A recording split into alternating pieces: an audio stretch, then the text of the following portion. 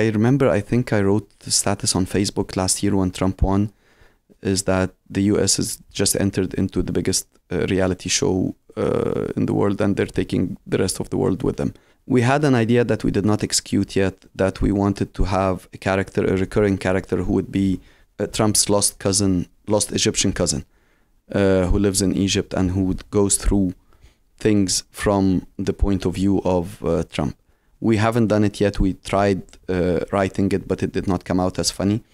So we're still working on it, but we cover a lot of his news in the news update, and he's a fun guy. He's a different kind of character. So we are capitalizing on him, of course.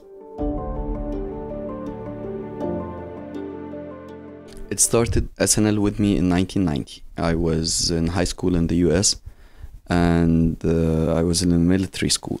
So access to TV at the rec room was just for a couple of hours every day.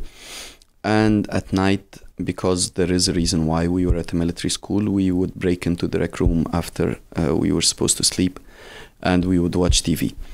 So that's when I watched SNL for the first time. And I've always thought this is a hilarious program, and this program has to be in the Middle East someday.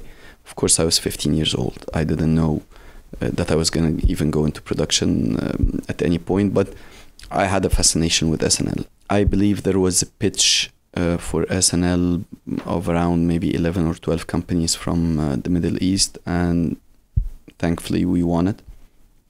So we went to New York, we met with the guys, we started understanding how to make this kind of show week in and week out, because basically with SNL it's like you're producing a movie every week.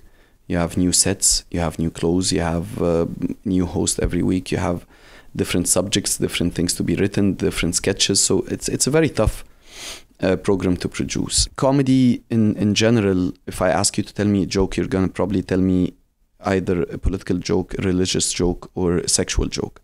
With SNL, we have the news update where there's a lot of news in it. And that's where you have to joke a little bit about politics, but you try as much as possible not to go into the issues that are not as funny now. Sexual jokes, we have a lot of them because we don't joke about religion in the Middle East. It's not funny and it's too sensitive. It all depends on the host.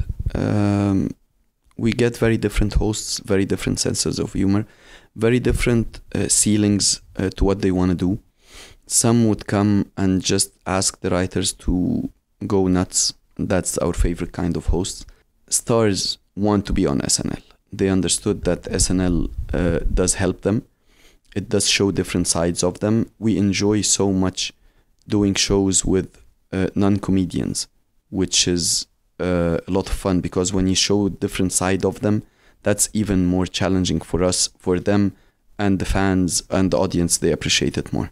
In production, you try as much as possible to do projects that are not boring and that would keep you going and would keep you interested, and does not get any more better than SNL. We've been thinking for a while that we do want to adapt a show from abroad. I'm a personal fan of Suits. I watch Suits all the time. I've watched every episode and I really like it a lot.